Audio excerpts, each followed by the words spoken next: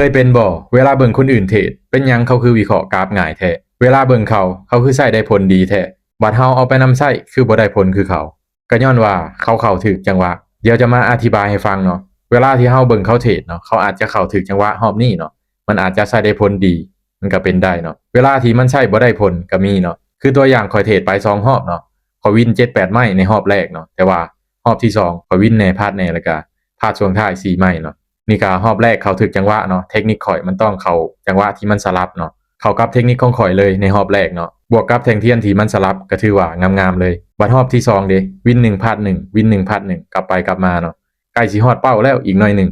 แต่ว่ามาพลาดช่วงท้ายเนาะก็ติดลบไปในรอบที่2แน่นอนเนาะเกี่ยวกับเทคนิคเฮาอาจสิเข้าใจเทคนิคเฮาไปนำใช้คือเขาแต่ว่าเฮาบ่ฮู้จุดเข้าจุดออกมีโอกาสที่จะขาดทุนได้เนาะฉะนั้นควรศึกษาตื่มเนาะ ตัวอย่างว่าเฮาเข้าใจเทคนิคแล้วเนาะเฮาบ่เข้าใจจุดเข้าจุดออกก็มีโอกาสติดลบได้เนาะฉะนั้นให้เฮาวิเคราะห์กราฟไปนำบวกกับเทคนิคถ้ามันเข้ากับแผนของเฮาจึงจะเข้าถ้ามันบ่เข้ากับแผนการของเฮาก็บ่เข้าเฮาต้องรอท่าจังหวะให้เป็นเฮาจึงจะมีกำไรถ้าเฮาเข้ามั่วซั่วแน่นอนเฮาจะติดลบตัวนี้ไผๆก็เป็นเนาะเวลาเห็นเทคนิคที่มันตึงเนาะเทคนิคใดเทคนิคหนึ่ง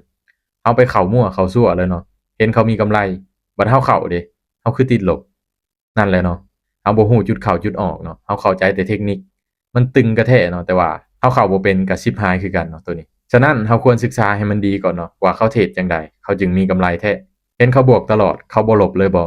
มันก็ต้องมีลบแน่ได้แน่เนาะการเทรดเนาะมีได้มีเสียเป็นธรรมดาฉะนั้นเฮาควรมีความรู้แท้ๆเนาะเฮาจึงเข้ามาวงการนี้เนาะเพราะว่าการเทรดมีได้มีเสียเป็นธรรมดาเนาะมันจะบ่มีเทคนิคใดที่วิน100%อยู่แล้วเนาะการเทรดนี้ฉะนั้นเฮาก็ควรบริหารความเสี่ยงให้ได้ซะก่อนเนาะเฮาจึงจะมีกำไร ถ้าว่าเฮาบริหารความเสี่ยงเป็นวิเคราะห์กราฟเป็นบวกกับเทคนิคของเฮานำใช้เป็นเฮาเข้าจังหวะถูกมีกำไรแน่นอนเนาะตัวนี้โอกาสที่จะขาดทุนน้อยเนาะ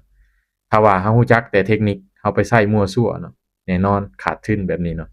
ฉะนั้นควรศึกษาให้มีความรู้แท้เนาะจึงเข้ามาเพราะการลงทุนมีความเสี่ยงจัดไป